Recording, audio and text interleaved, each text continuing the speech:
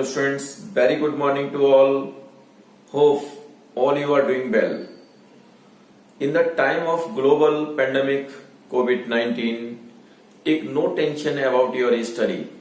I am providing you the best video maths lectures and also I am giving you the best technique how to tackle the problem. Okay? So hope you will enjoy this video. Okay? तो बच्चों हमने already question number जो last exercise थी हमारे पास 2.5, अभी हमारी यही exercise complete नहीं हुई है, यही एक्सरसाइज हमारी चल रही है। क्वेश्चन नंबर 1 to 7 तक ऑलरेडी हम प्रीवियस वीडियो में स्टडी कर चुके हैं। ओके, क्वेश्चन नंबर 8 को मैं अभी स्किप कर रहा हूं क्योंकि मुझे इसको बहुत डिटेल में बताना है, बहुत टेक्निक के साथ बताना है, तो इसके लिए मुझे प्रॉपर टाइम चाहिए। Okay, correct. तो ये वीडियो लंबी बनेगी इसलिए मैं टाइम चाहता हूं आपसे। तो क्वेश्चन नंबर जो है मैं 9th ऑनवर्ड सॉल्व कर रहा हूं आपके लिए। ओके, और ये बहुत सिंपल क्वेश्चंस है, पहले सिंपल क्वेश्चंस को सॉल्व करते हैं। ठीक है, देखिए क्वेश्चन नंबर 9th में क्या है, सेकंड पार्ट हमने लिया है, इसको आपको इसको वेरीफाई करना है। सेकंड पार्ट क्या है, x cube minus y cube is equal to x minus y into में x square plus x y plus y square.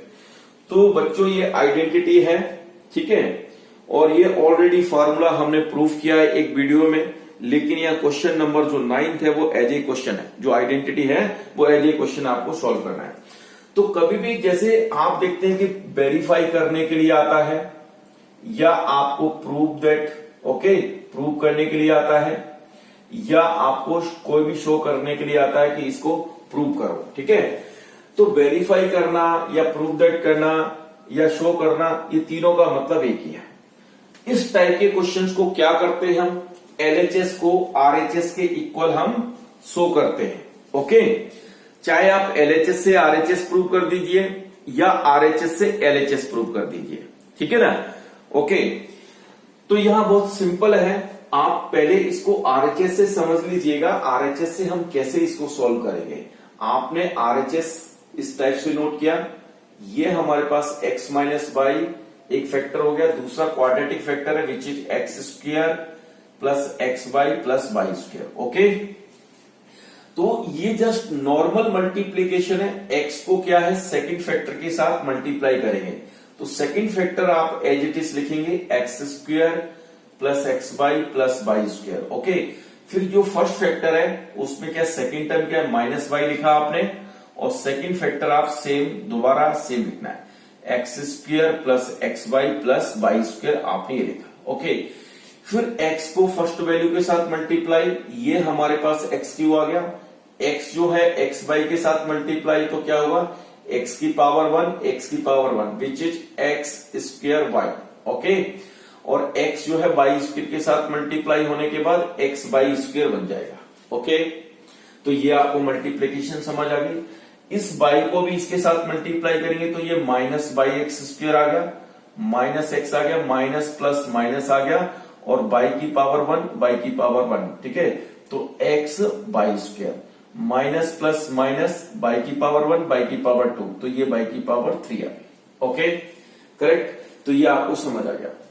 अब आप यहां देखिए, ये आपने एक्स क्यू लिखा, ये हमारे पास एक्स स्क्वायर है y raise to the power 1, x raise to the power 2 y raise to the power 1, तो ये दोनों लाइक टर्म्स हैं। ठीक है, तो आप इनको एक साथ लिखना चाहते हैं एक साथ लिख सकते हैं, एक स्टेप आपका इंक्रीज हो जाएगा। ठीक है ना, कोई प्रॉब्लम नहीं, आपके लिए मैं ऐसे लिख देता हूं, प्लस एक्स स्क्वायर वाई, और इस टर्म को आगे माइनस एक्स स्क्वायर वाई लिखा आपने, और ये क्या plus x y square minus x y square minus y q.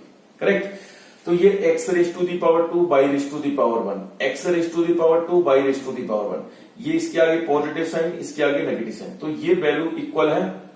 Correct, like terms है और इक्वल एंड अपोजिट, तो कैंसल, ये x raise to the power 1 y raise to the power 2 x raise to the power 1 y raise to the power 2। Correct, like terms है, plus minus equal and opposite. Okay, तो क्या balance बचा, x cube minus y cube. ठीक है, ये हमारे पास LHS आ गया। Okay, RHS से आपने क्या प्रूव किया, एलएचएस। अब आप दोबारा लिख सकते हो इसको, RHS को पहले लिख सकते हो, LHS को बाद में लिख सकते हो, या उल्टा भी लिख सकते हो। ठीक है, तो which implies x cube minus y cube is equal to x minus y, x square plus x y plus y square, और आपको यहां लिखना है hence verified, hence verified. Okay, कभी कभी बच्चों को हमने ये देखा है कि बच्चे RHS इक्वल टू LHS लिख देते हैं, यहां पर हेंस वेरीफाइड लिख देते हैं। नहीं, आपको क्या करना है, एज इट इज जो हमें प्रूव करना था, सेम एक्सप्रेशन सेम टर्म को नोट करना है, उसके बाद हेंस वेरीफाइड लिखना है। इस टाइप से अपने क्वेश्चन की प्रेजेंटेशन करनी है, इस टाइप से एंड करना है। करेक्ट? ओके, तो RHS से तो ऑलरेडी आपको समझ आ गया।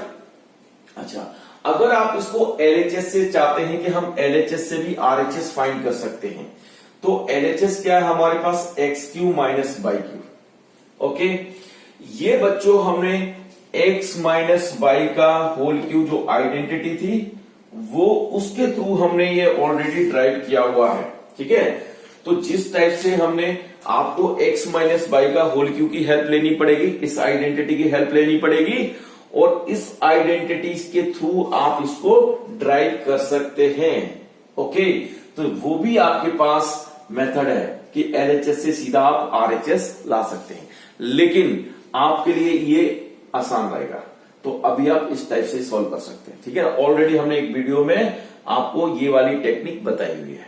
ओके, तो क्वेश्चन नंबर 9 बहुत सिंपल है, ये फॉर्मूला है। ठीक है ना, फॉर्मूला आइडेंटिटी दोनों वर्ड का मीनिंग एक ही होता है, और इसको आपको प्रूव करना था। ठीक है ना, और आप इसको हमेशा हमेशा के लिए याद रखेंगे। ये 10th में भी आएगा, 11th में भी आएगा, 12th में भी आएगा, जब तक आप मैथमेटिक्स पढ़ेंगे कहीं भी किसी भी टॉपिक में यूज हो सकता है। ओके, जरूरी नहीं कि अलजेब्रा में ही यूज होगा, ये ट्रिग्नोमेट्री में भी यूज हो सकता है। ओके, ये एक्सप्रेशन आपका ज्योमेट्री में भी यूज हो सकता है। तो ये फॉर्मूले जो है एज ए टूल होते हैं, आप समझते हैं। आपको कर देखिए, मैं आपको एक एग्जांपल देना चाहता हूं। सपोज आप एक कार मैकेनिक है, ओके, या मैं कहना चाहता हूं एक कार मैकेनिक है, उसके पास टूल्स ही नहीं है। उसको नॉलेज तो है कि मैं कार को ऐसे रिपेयर कर सकता हूं, ऐसे ठीक कर सकता हूं, इस फॉल्ट को मैं इस टाइप से सही कर सकता हूं, बट जब तक उसके पास टूल्स नहीं होंगे उसकी नॉलेज यूजलेस होगी। करेक्ट? तो आपके पास क्या है कि ये फॉर्मूला जो है आइडेंटिटी एज ए टूल है, कहीं भी किसी भी वक्त किसी भी एक्सप्रेशन में किसी भी टॉपिक में यूज आ सकता है। ठीक है, तो आप इसको याद करेंगे। ओके, अच्छा, अब क्वेश्चन नंबर 10 को सॉल्व करते हैं।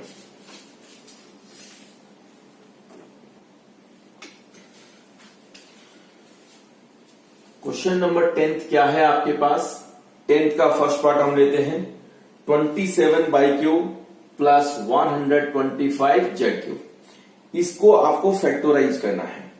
तो जैसा आपने 9th का जो फर्स्ट पार्ट किया है x cube plus by cube, okay, उसके फैक्टर RHS में ऑलरेडी लिखे हुए हैं, और 9th का अभी हमने सेकंड पार्ट किया था x cube minus by cube. ठीक है ना, ओके, तो इसमें हमने डिफरेंट लिया है पॉजिटिव वाला, ताकि आपको दोनों ही फैक्टर को हम समझा सकें। तो आप देखो, ये x cube plus y cube, इसके फैक्टर क्या होते हैं आपके पास, ये x प्लस वाई आता है, इनटू में x square plus y square minus x y. Okay, ये है। आप इसको a cube plus b cube इस टाइप से हमने एक वीडियो में प्रूफ किए हैं, a प्लस बी, और ये आपके पास a square plus b square minus a B.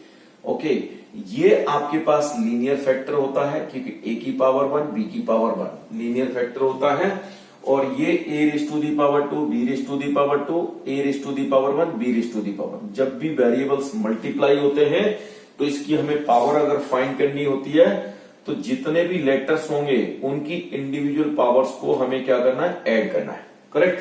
तो ये जो है ए क्यूब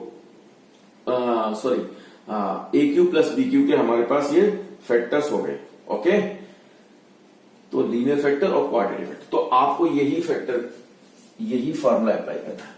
तो तो 27/q को AQ की फॉर्म में हम कैसे लिख सकते हैं? तो 27 जो होता है वो 3 का क्यूब होता है।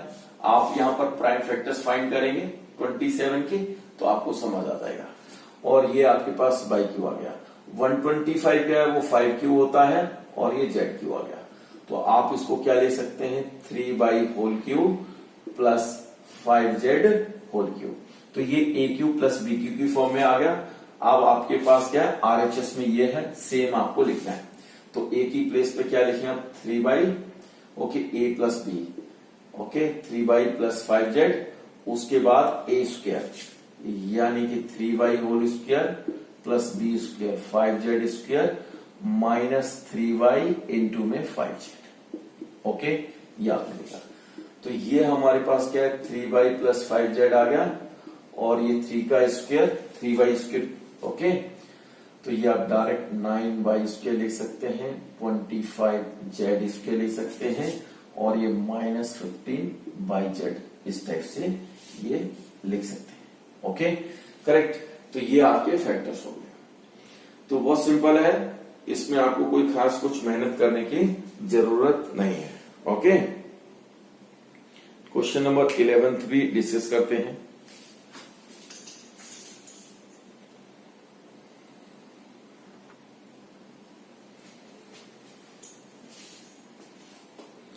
क्वेश्चन नंबर 11 में क्या फैक्टराइज करना है आपको 27x³ plus y³ plus z³ minus 9xyz। तो ये ऑलरेडी हमने आइडेंटिटी आपको बताई हुई है AQ plus BQ plus CQ और माइनस 3ABC। तो ये आइडेंटिटी क्या होती है A plus B plus C एक फैक्टर ये होता है ओके, लीनियर फैक्टर कह सकते हैं इन टर्म्स ऑफ ABC। और ये आपके पास quadratic factor A square plus B square plus C square minus AB minus BC minus C है ओके। तो बहुत सिंपल है ये, ठीक है। आपको ये जो हमारे पास ये क्यूबिक पॉलिनोमियल है okay, cubic polynomial in 3 letters 3 variables ABC okay, क्योंकि A की पावर 3 B की पावर 3 C की पावर 3, यहाँ A raise to the power 1 B raise to the power 1 C raise to the power 1, तो इसकी total power कितनी हो जाएगी 3 हो जाएगी 1 प्लस 1 प्लस 1 ठीक है। इसको हमें क्यूबिक एक्सप्रेशन को इस फॉर्म में लिखना है। तो आप इसको क्या ले सकते हैं 27 जो है वो क्या है 3 का क्यूब होता है ओके, तो 3x का आप होल क्यूब लिख सकते हैं और बाई क्यूब आप सेम इस टाइप से लिखेंगे, जेड क्यूब आप ऐसे लिखेंगे ओके। और फॉर्मूले में क्या है माइनस साइन, तो यहां पर भी माइनस साइन है ओके। और फॉर्मूले में यहां क्या होता है 3 होता है, तो आपने 3 लिखा। उसके बाद A की प्लेस पे वैल्यू क्या है 3x, B की प्लेस पे वैल्यू क्या है y और C की प्लेस पे वैल्यू क्या है z। तो ये 9xyz को अपने 3 times of 3x into y into z लिखा। तो ये एग्जैक्टली जो एक्सप्रेशन है वो इस फॉर्म में कन्वर्ट हो गया। जस्ट उसके बाद क्या करना है आपको फैक्टर लिखने हैं। तो a plus b plus c that is 3x plus y plus z, ये आ गया। और a की प्लेस पे क्या है 3x का whole square plus y square plus z square minus AB यानी कि फर्स्ट टर्म और सेकंड टर्म इन दोनों का प्रोडक्ट, फिर सेकंड टर्म और थर्ड टर्म का product minus y into z minus third term z और फर्स्ट टर्म का प्रोडक्ट 3x ओके। तो ये कितना आ गया 3x plus y plus z आ गया और ये आपका 9x square plus y square plus z square और ये आपके पास minus 3xy minus yz minus 3zx।